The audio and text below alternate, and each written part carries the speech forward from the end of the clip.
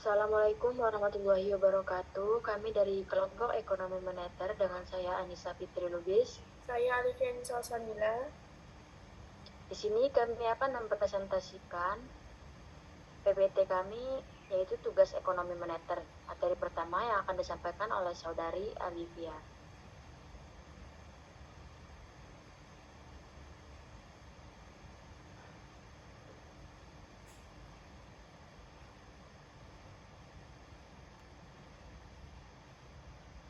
Jadi yang pertama itu konsep dasar. Apa sih itu permintaan uang dan penawaran uang? Permintaan uang adalah kebutuhan masyarakat untuk memegang uang tunai atau simpanan di bank untuk berbagai tujuan seperti transaksi, berjaga-jaga, dan spekulasi. Sedangkan penawaran uang adalah jumlah uang yang beredar dan tersedia dalam suatu waktu tertentu.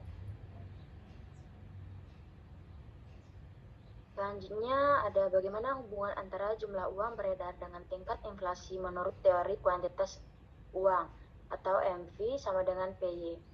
Jadi teori kuantitas uang menyatakan bahwa jika jumlah uang beredar meningkat lebih cepat dibandingkan pertumbuhan output ekonomi, maka tingkat harga akan naik yang akan menghasilkan inflasi. Persamaan MV sama dengan PY menggambarkan hubungan ini di mana M adalah jumlah uang, V adalah kecepatan peredaran, P adalah tingkat harga, dan Y adalah output. Jika uang bertambah tanpa pertumbuhan produksi, harga barang naik karena lebih banyak uang mengejar jumlah barang yang sama.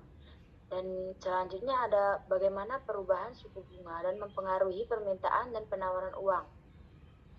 Perubahan suku bunga secara langsung mempengaruhi permintaan dan penawaran uang dalam perekonomian. Jika suku bunga uang naik, orang lebih memilih menyimpan uang di bank karena bunga tinggi, sehingga permintaan uang untuk spekulasi berkurang.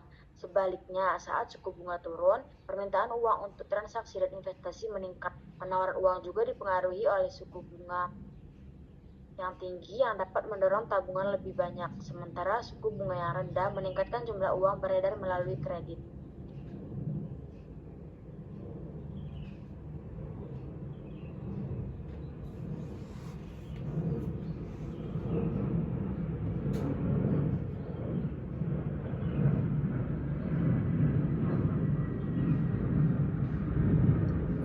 Bagaimana sih tren perkembangan jumlah uang yang beredar di Indonesia?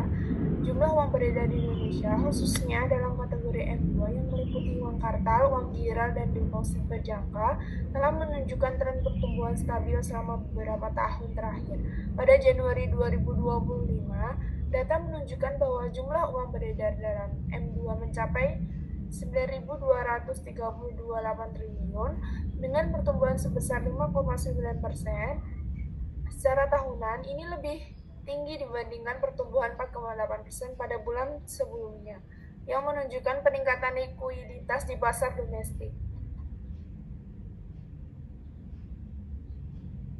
Selanjutnya ada studi kasus Indonesia, yaitu bagaimana tren inflasi di Indonesia dalam 5 tahun terakhir, apa faktor utama yang mempengaruhinya.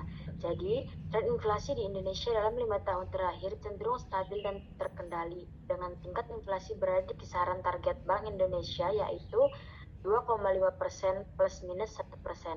Inflasi umumnya bergerak di rentang 1% hingga 4%, dengan beberapa fluktuasi yang dipengaruhi oleh kondisi ekonomi dan faktor eksternal.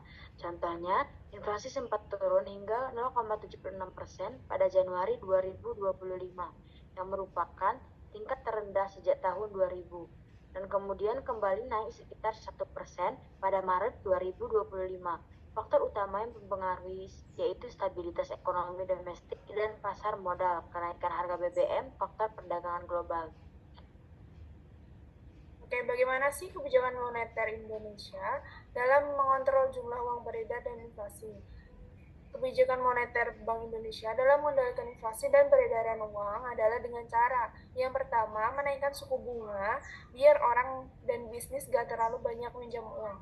Yang kedua, operasi pasar terbuka dengan cara menjual surat berharga untuk mengurangi uang yang beredar. Yang ketiga, naikkan cadangan wajib, yaitu agar bank gak terlalu banyak memberikan pinjaman. Jadi apakah kebijakan moneter yang diterapkan Bank Indonesia sudah efektif dalam mengendalikan inflasi? Bank Indonesia sudah cukup efektif.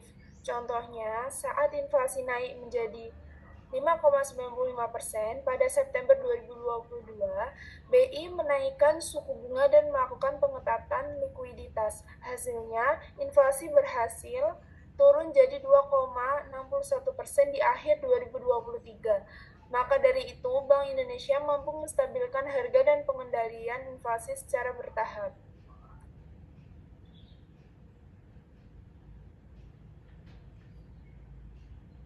Selanjutnya ada analisis dan implikasi. Bagaimana peningkatan uang beredar tanpa pertumbuhan ekonomi yang cukup dapat memicu inflasi.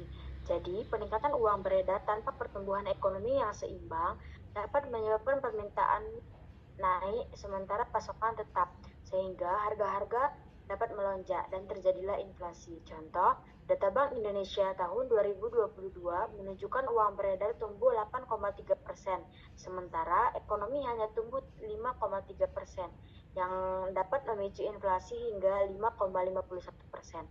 Hal tersebut menunjukkan pentingnya keseimbangan antara ekspansi moneter dan kapasitas produksi. Oke, apakah kebijakan suku bunga tinggi selalu menjadi solusi terbaik untuk mengendalikan inflasi?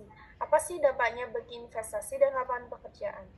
Suku bunga tinggi efektif menekan inflasi karena mengurangi konsumsi dan kredit, tetapi bukan solusi terbaik dalam suatu kondisi karena akan dampaknya negatif pada investasi dan lapangan kerja, yaitu investasi melambat karena biaya pinjaman naik dan lapangan kerja yang kurang karena pertumbuhan ekonomi tertahan.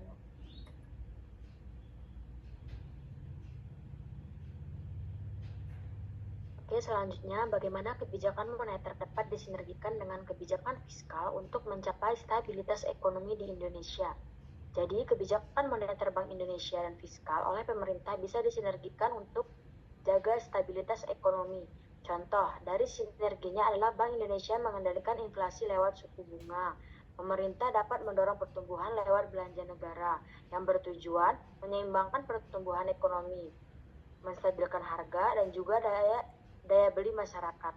Contohnya, saat pandemi, Bank Indonesia dan pemerintah kerjasama dalam pembayaran APBN untuk menjaga ekonomi tetap stabil. Oke, kesimpulan dan solusinya adalah kesimpulannya yaitu inflasi di Indonesia dalam 5 tahun terakhir cenderung terkendali, namun tetap menghadapi tekanan dari sisi eksternal, seperti harga komoditas global. Kebijakan moneter Bank Indonesia seperti suku bunga bi rate terbukti membantu meredam inflasi, tetapi berdampak pada investasi dan pertumbuhan lapangan kerja. Kebijakan suku bunga tinggi tidak selalu menjadi solusi yang terbaik, harus dipertimbangkan secara konseptual. Sinergi antara kebijakan moneter dan fiskal sangat penting untuk menjaga stabilitas dan mendukung pemulihan ekonomi. Solusinya yaitu yang pertama, kebijakan moneter yang fleksibel dan responsif. Bank Indonesia perlu mempertahankan sikap data driven untuk menyesuaikan suku bunga berdasarkan tekanan inflasi dan kondisi makroekonomi. Yang kedua, koordinasi moneter fiskal. Bank pemerintah dan Bank Indonesia harus terus memperkuat sinergi seperti dalam pembiayaan APBN secara terukur dan program pengendalian harga pangan. Yang ketiga, diversifikasi instrumen pengendalian inflasi. Tidak hanya suku bunga tetapi juga operasi pasar terbuka, intervensi nilai tukar, serta penguatan sistem logistik nasional untuk menekan inflasi pangan.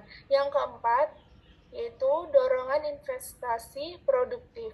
Kebijakan fiskal ini bisa difokuskan pada insentif bagi UMKM dan sektor real untuk menjaga pertumbuhan saat suku bunga tinggi.